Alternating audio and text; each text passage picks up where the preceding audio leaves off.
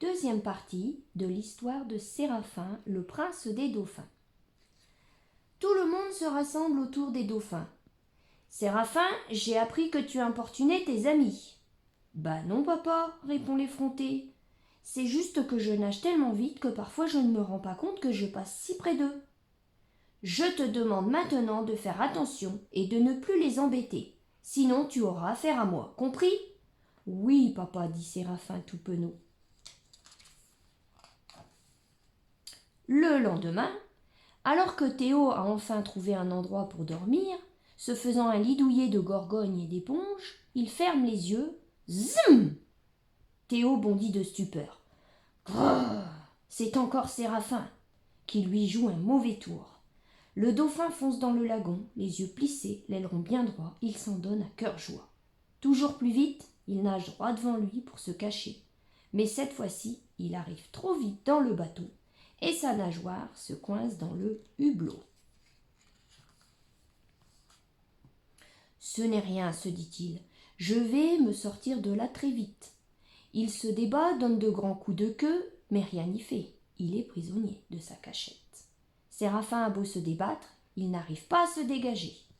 Oh là là, je ne peux pas me libérer tout seul, si seulement je pouvais appeler quelqu'un à l'aide. Mais qui peut-il appeler? Séraphin n'a pas d'amis, puisqu'il embête toujours tout le monde. Il est certain que personne ne voudra l'aider. Sniff! Le petit dauphin est tout triste. Non loin de là, Estelle, le poisson demoiselle, se promène. Près de la vieille épave, elle entend Séraphin qui appelle à l'aide et s'aperçoit qu'il est coincé. Il faut le sortir de là, mais elle est bien trop petite pour ça.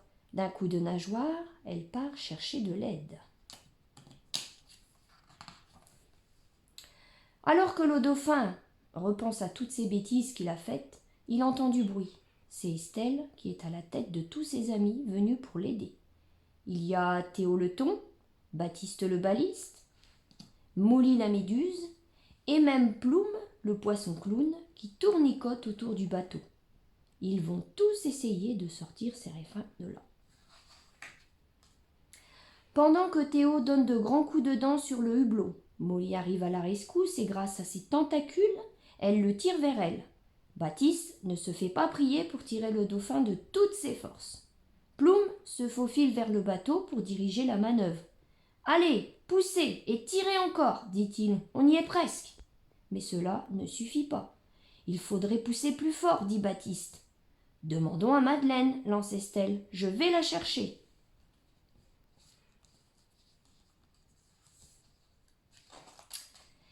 Estelle trouve enfin Madeleine et lui explique la situation. Mais la baleine ne veut rien savoir. « Ah non, dit-elle, je ne vais pas me déranger pour ce petit prétentieux qui ne fait que m'agacer. »« Mais sans toi, réplique Estelle, il est perdu. Nous avons besoin de toi. Viens, s'il te plaît. » Finalement, Madeleine se laisse convaincre et se met en route. La demoiselle et la baleine arrivent enfin près de l'épave, où tout le monde s'active. Madeleine s'approche tranquillement et d'une pichonnette sur la proue du bateau, Séraphin est libéré. Le petit dauphin est tout penaud. Il se rend compte que sa vitesse ne lui a servi à rien et qu'il n'a pas été gentil avec ses amis. Sans Théo, Baptiste, Molly, Plume, Madeleine et Estelle, le petit dauphin restait prisonnier.